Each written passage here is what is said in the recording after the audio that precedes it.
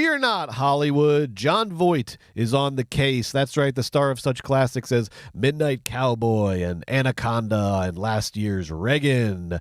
Went to D.C. last week to meet with President Trump to present his plan for saving Hollywood and getting Hollywood back on track. And we're going to give you the full breakdown on that plan right here, right now. But first, let's go back a few months, back to January. Remember January 2025? What a different time that was. Yeah. As President Trump had just been inaugurated for his second term, holy shit, and as one of his first moves as president, you might remember, he named Mel Gibson, Sylvester Stallone, and Jon Voight as his official Hollywood ambassadors, claiming that they would bring lost business back to troubled Hollywood. And that was the best thing he's done in either the first or second term. I think we can all agree on that, right? Regardless of how it turns out, just naming... No.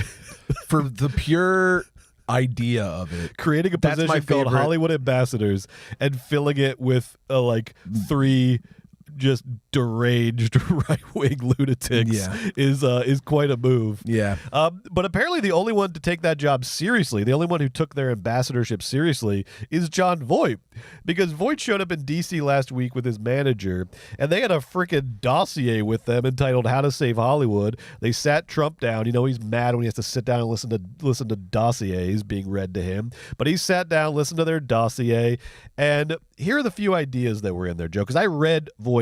I didn't just read what people were saying about it. I read Voight's plan, okay? You can find it didn't online. Read what Trump said about it. I mean, you did, but we'll talk about this is what John said This at is lunch. the actual plan. We read what the actual plan. You can find it online. This is what John said at lunch. Here's a couple. There's a lot in it, but here's a couple of the things that Voight And also shout out to Jon Voight for just, you're making right. a dossier. Taking the ambassadorship, you know what? Honestly, you've given me a door. I'm going to walk through it. Yeah. Okay, so let's see what John said. It is a little bit like, though, the mayor gives you, the key to the city, and then you try to start opening doors with it. It's like, oh, no, that's not a real That's true. It's not a real key. Yeah. All right, so what John said, here's what Voight has in mind. A federal tax credit on top of state tax credits. He is also advocating for infrastructure subsidies to movie theaters, to theater owners, that they would start to get subsidies from the government, and also to film and television production companies. Hello, Mr. Voight. Nice to meet you. We would like some of those subsidies, please. Mr. And also Voight. Post-production companies.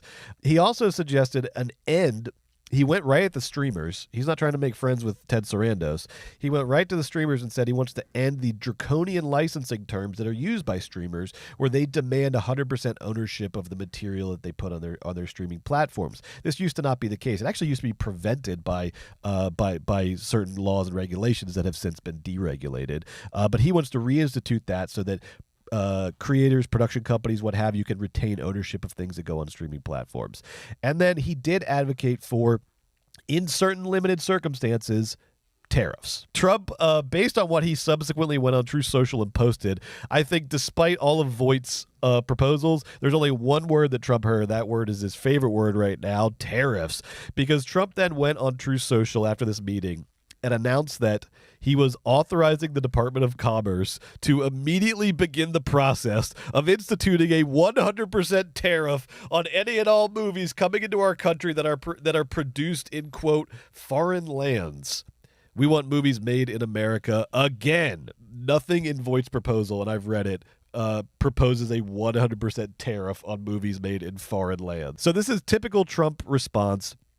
Nobody knew if it was real or not. Hollywood's panicking. The share prices of Disney and Netflix took a hit for a couple days as people sorted through the wreckage of this announcement. Voight was like, what the fuck? I didn't say that.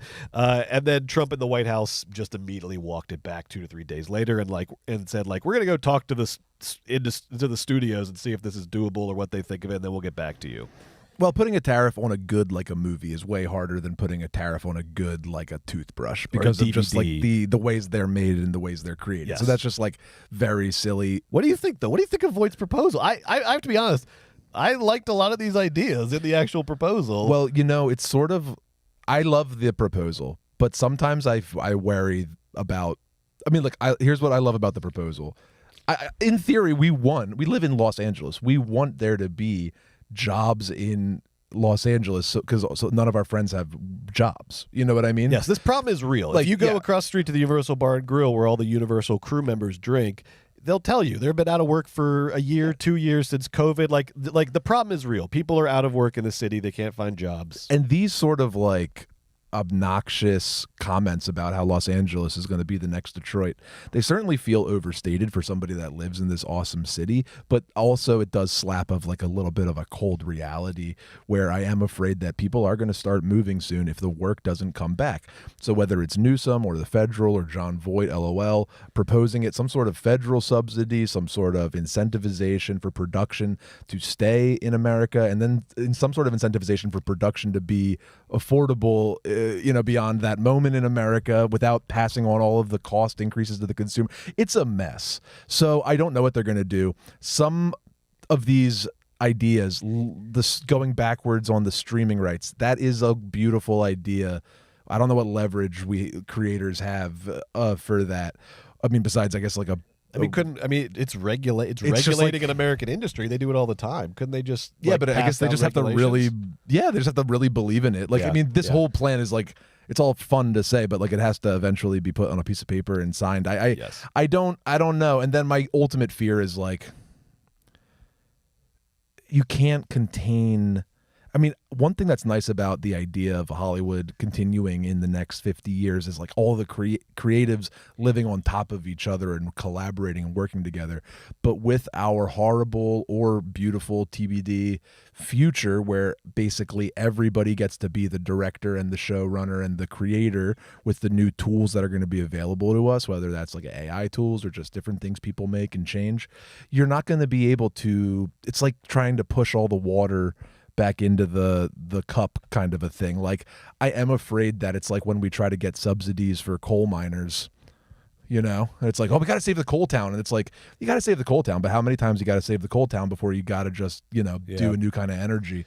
But the difference here, though, is that like movies are still a vital, like people still watch movies, like movies are still getting made, like there's a lot of reasons why coal can't come back. But what I'm saying is it's very expensive to make a movie here, and only certain people can afford to make a movie here. And these plans are great, but what this might do to independent film production is suspect. Like, good point. Cool. Like, now the Odyssey is going to be filmed here 100%, so all those jobs stay here. But what about, like, it's going to make smaller things more expensive, or it could make things more expensive. That being said, it is like, I'm not saying, oh, this plan's bad. I'm just saying, like, this is such a challenging issue to solve, and I have no idea how to approach it, and it worries me all day long. That's what I'm saying. It's a very challenging issue. I definitely don't trust Voight and Trump to, There's no way solve that that's the dream team that's going to fix it. But I was surprised, though, by how sort of how much I agreed with so many things in the Voight proposal, but they are a little bit pie in the sky. They also remind me, one of the funny things about the political spectrum is how right-wing people tend to be. They're fiscally conservative about everyone else, but then when it comes to their industry, give me that government money, baby, please, give it to me. Everyone is a leftist when it comes to their own money and their own industry. I also wanted to address something that's getting talked about in the proposal, which is this American cultural test. In order for movies to qualify for this federal tax credit, they have to pass a quote-unquote American cultural test. And so that was the thing where everyone was like, what the fuck, dude? What is this dystopian nonsense? And of course, in the hands of Trump and MAGA, that will go very badly very quickly.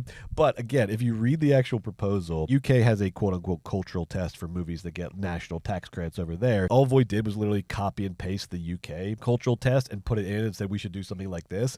It's like a point system where you get points for like is the director and crew from the UK. So 75% of the crew has to be from stuff like America, that. Right. And one of the interesting things that stayed in the proposal that Voight handed to Trump, and Trump said, great, I love it, there's like DEI initiatives in the cultural test. So Trump, not knowing it, has signed off on DEI for the American movie industry. So the American cultural test, if you read it in the proposal, is kind of the opposite of what it sounded like to everybody. Now, look, I don't trust, like, obviously MAGA and Trump and Stephen Miller and everyone else to do Save that, Hollywood. right? But like, it's just funny that in the proposal itself, it's like it includes DEI initiatives. And Voight and Trump were like, cool. It is sad to drive past Warner Brothers and know that like the lots are empty and Ryan Reynolds is turning one into a pickleball court. Oh, you know, God. It's not great. Yeah, You know, yeah. Universal's got the Odyssey in there today. Doesn't always have the Odyssey in there. No, more often than not, it Might does have not. 60% of the time there's nothing in there. Yeah, 60% of the time it's like American Ninja Warrior, and That's they're right. either using It's just- it or it's just like abandoned from the last American Ninja Warrior. So we got to do something. Now, here's one solution: is just keep making movies that people want to see. Because And yeah, look, that's right. because you know, as we've seen, Hollywood, for all of its struggles in the first 3 months of this year, all of its struggles since COVID, just had one of the best Aprils on record. Just had an incredible month with a Minecraft movie, Sinners, and Thunderbolts hitting back to back to back. And it's also, we see in a month like this, it's not just having one movie hit. It's getting that old school, old Hollywood snowball effect of like 3 movies hitting in a row. And then suddenly everyone's going to the movie theaters again. People are talking about going to the movie theaters. They're going to see Thunderbolts and then they see a big line for Sinners, so they go to Sinners the next weekend. There is a real snowball effect that happens when multiple movies are hitting at the same time. And that's what we saw in April. And this year is already up 15 to 16% at the box office over last year. So we're moving in that sense in the right direction. But Hollywood, obviously, you know, you go to the bar across the street, tons of crew members there out of work every day, just waiting for the call. So we know there is a problem here. But, you know, who's going to solve it? Probably not Jon Voight and Donald Trump.